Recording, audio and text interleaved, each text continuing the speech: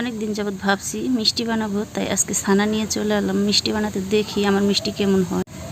তারপর ছানার মধ্যে দিয়ে দিলাম সামান্য একটু ময়দা, তারপরে দিয়ে দিব একটু চিনি আর সামান্য একটু বেকিং সোডা। এগুলো দিয়ে সুন্দরভাবে মতো নিব। আমরা তো সবসময় দেখি দোকানিরা এইভাবে বানায়, কিন্তু বাসায় যতই ট্রাই করি না কিন্তু দোকানের মতো কিন্তু হয় না। মিষ্টি তৈরির জন্য ছানাটা পারফেক্টভাবে রেডি। এখন আমি হাতে মেখে নিলাম সয়াবিন তেল। সয়াবিন তেলে গ্রাম বাংলার একদম অতি নিদারুণ ঘি, তাই আমরা এই ঘির সাহায্যে এখন মিষ্টিগুলো ডলে ডলে গোল করে নিব। দেখুন কত সুন্দরভাবে গোল গোল শেপ দিয়ে নিচ্ছি।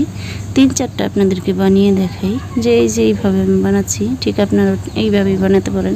কেউ চাইলে ল্যাংচার মতো করেও বানাতে পারেন, তবে আমি গোল শেপ দিয়ে নিলাম।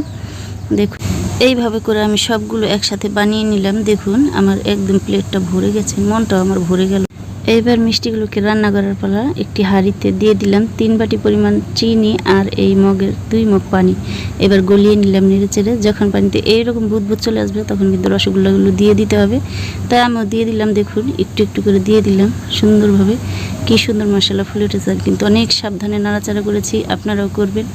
বাবা কত সুন্দর হয়েছে রে ভাই, মাশাল্লাহ। এত সুন্দর রসগোল্লা যে আমি বানাতে পারি তা আমি জানতামই না। তো এই দেখুন সরার মধ্য থেকেও দেখা যাচ্ছে কি সুন্দর হয়েছে, মাশাল্লাহ। আপনারাও চাইলে এইরকম রসগোল্লা বাসায় বসে ট্রাই করতে পারেন, বানিয়ে দেখতে পারেন। চেষ্টা না করলে কিন্তু কোনো কিছুই হয় না ভাই, তাই চেষ্টা করবেন। আল্লাহ হাফিজ।